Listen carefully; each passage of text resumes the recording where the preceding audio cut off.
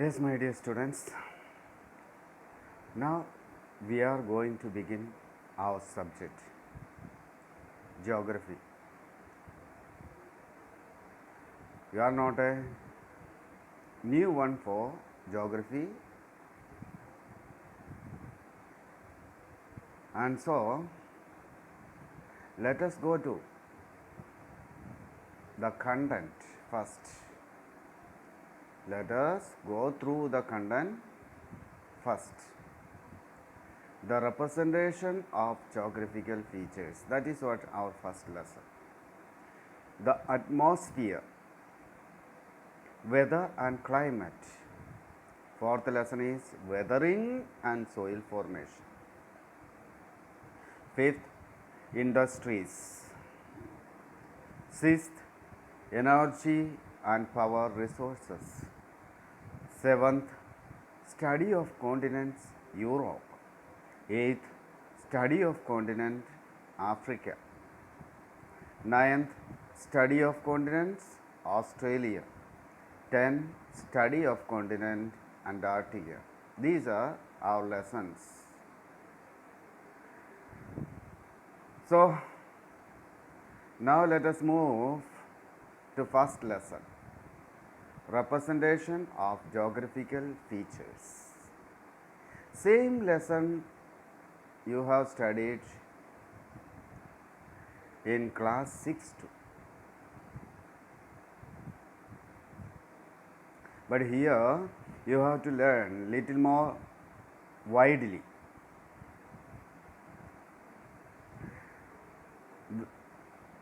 As we know, the earth shape is in spherical.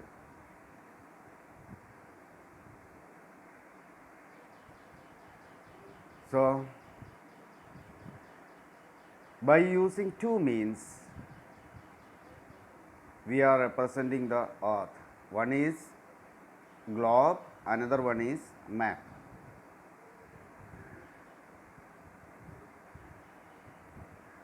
This chapter, in this chapter, we are going to learn more about maps.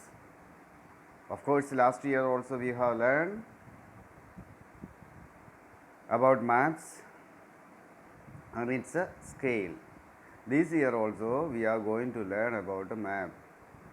And now let us see what is a map. A map is a representation of any area of the earth in a flat surface. What is a map? A map is a representation. It is a drawing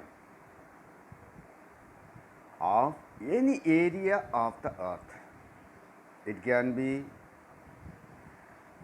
complete or part on a flat surface. That is what the thing. Where we have to draw?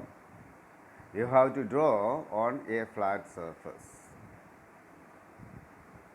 If we are drawing the same on a round surface, then it will become what?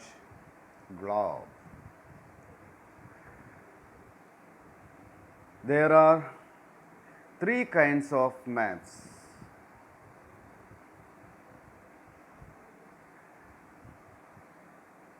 They are physical map, political map, and thematical maps. First, let us see what is a physical map. We have learned the same in last year too. Physical map, we are showing natural features. See, natural features. Underline that word. What are natural features? Some example I am telling to you: mountains, plains and rivers, desert, forest, and these all are natural features. And second type of maps, they are political maps. They show the boundaries of countries and states. What they are doing? They are showing boundaries of countries and states. And not only that, they show the location of cities. First they will show the boundaries of countries and states and the location of town and cities as well as monuments. In short, we can say they show us man-made features. Political map, we can see what? Man-made features. What about the physical map? Physical map, we are seeing natural features. Now, thematical map. Thematical map shows, or we are marking on a thematical map, weather conditions, types of soil, vegetation, distribution of minerals and so on. Weather condition, type of soils, the distribution of minerals and so on. This is what we are marking on thematical maps. Now, let us study the important features of map. Of course, first very important thing is what? Scale.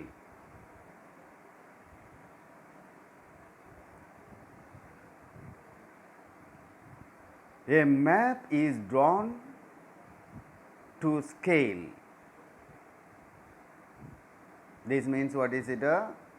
We are using scale to make or to draw a map. This shows by using the scale. What is the use of scale? By using the scale, we are showing the particular distance,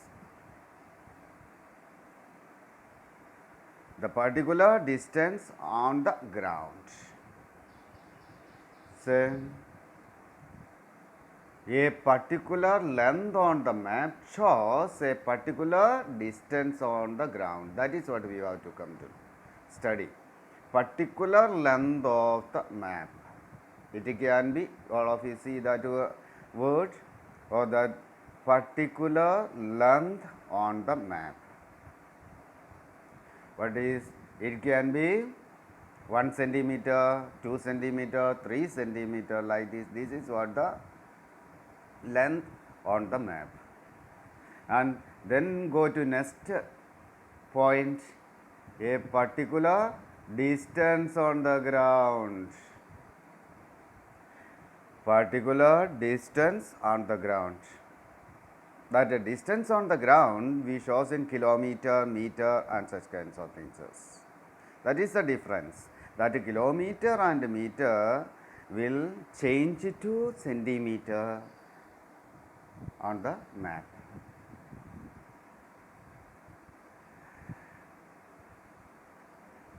So, there are two kinds of maps, two kinds of scales. One is large scale and another one is a small scale. In large scale, we get less details, but in a smaller scale, we get more details.